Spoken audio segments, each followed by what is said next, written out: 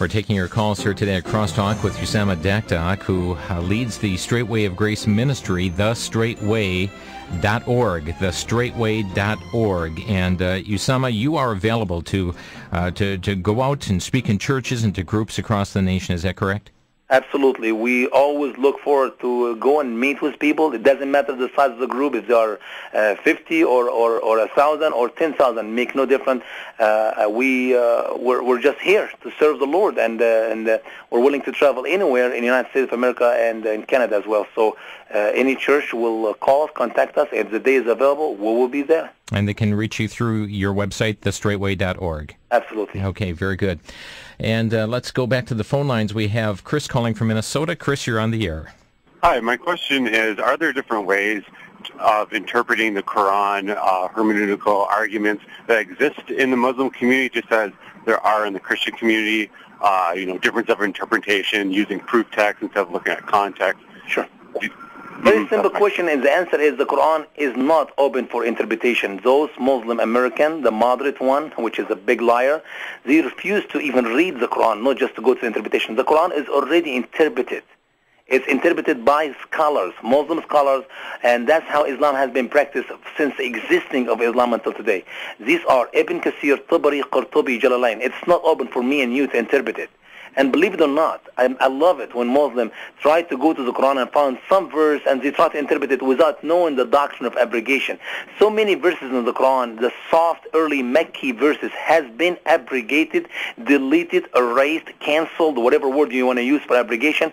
And I love chapter 2, verse 109, where the Quran says, so pardon and forgive. Go and read the interpretation of Al-Tabari. Even when you get to a nice verse in the Quran, which said, pardon and forgive, the interpretation of Al-Tabari, any verse in the Quran does not include killing. Are you hearing me? Any verse in the Quran does not include killing, is abrogated, is cancelled. For the final word of Allah is to kill. So if you go to the interpretation of Muslim scholar, it will not help the Muslim. It will shed more blood. It will make it more barbaric than what it is already.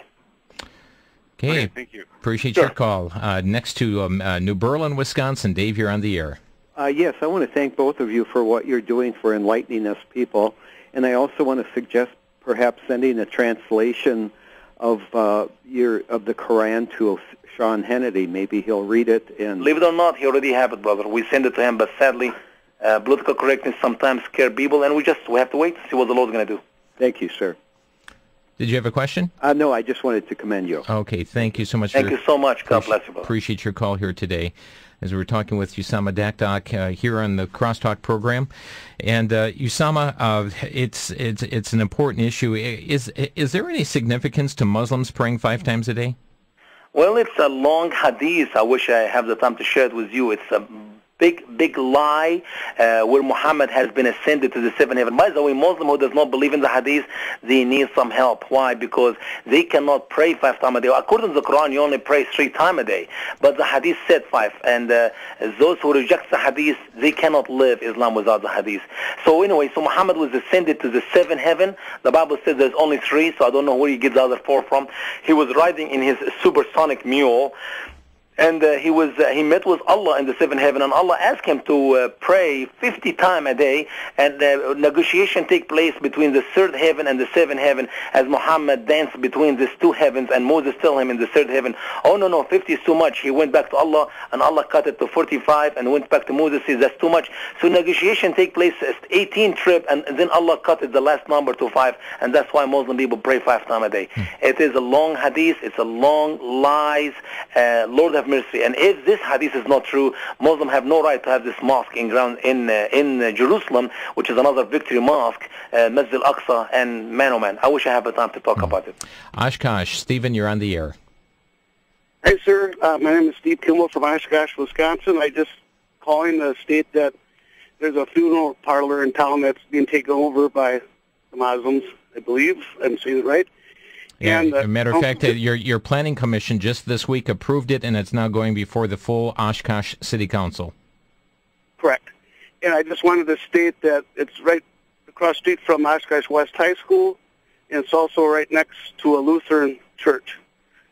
And, that's about all I got to say. The only other thing I had is I really want to get your book. I have the sugar-coated one, and I want to get yours, but I want to get the numbers and all that right on that. Mm-hmm. That's about it. That's all I got today. Very good. Thanks for the call. TheStraightWay.org. And Usama, of those who have a mosque coming into their community, how can they oppose this? How can they fight this? What would you recommend to people? What do they do? Man, oh man, brother, it is, I'm telling you, we're like 50 years late, but not just 5 years late, 50 years late. If the people in any city have read the Quran, they will literally go to the city hall and say, excuse me, this mosque will read this Quran. I want you to right now get the city hall people, the people you elect, the people, they work for you. Tell them, here's the verses of the Quran, here's what they're going to teach in the mosque. Close this building right now. Stop building this building right now. But the problem is, even when I went to the rally with Pamela and Robert Spencer in Ground Zero to stop the first rally we did in Ground Zero, I advised Pamela and I advised Robert Spencer, we must use the Quran to stop the building of the mosque. And guess what? They did not do it my way, and they did it their way. I love both these two people, but they're doing it the wrong way. You cannot stop the mosque building in America unless you read the Quran, understand Islam, and go to the people who gives okay to build the mosque and say, you don't build this mosque, we're going to fire you, we're going to get somebody else to take your place. You work for us, here's what the Quran teaches. It is unconstitutional. It is unconstitutional for a Muslim to worship or to build a mosque in America. Therefore, we do not allow this mosque to be built. They want to build a mosque, they go to Saudi Arabia and build a mosque there and pray there. But not in America, because it's against the Constitution of America. And that's the only way you can stop it. Otherwise, just keep your mouth quiet, keep your lips closed, and let them have the country. Wow.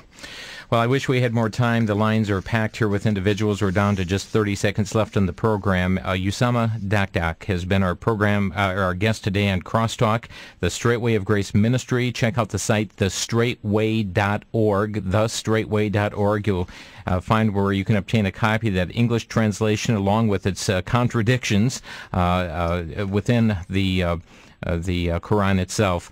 Usama, thank you so much for being with us here today on the broadcast. Thank you, brother. God bless you. Look forward to see you next week. Actually, this weekend. Yeah, this weekend, Saturday night, folks, 7 o'clock at the Waukesha Expo. If you can come out, come on out. We will be broadcasting this over the VCY network as well. And looking forward to Usama speaking on the topic, Revealing the Truth About Islam. CDs of today's program are also available by calling our switchboard right now at 800-729-9829. Thanks for joining us today here on Crosstalk.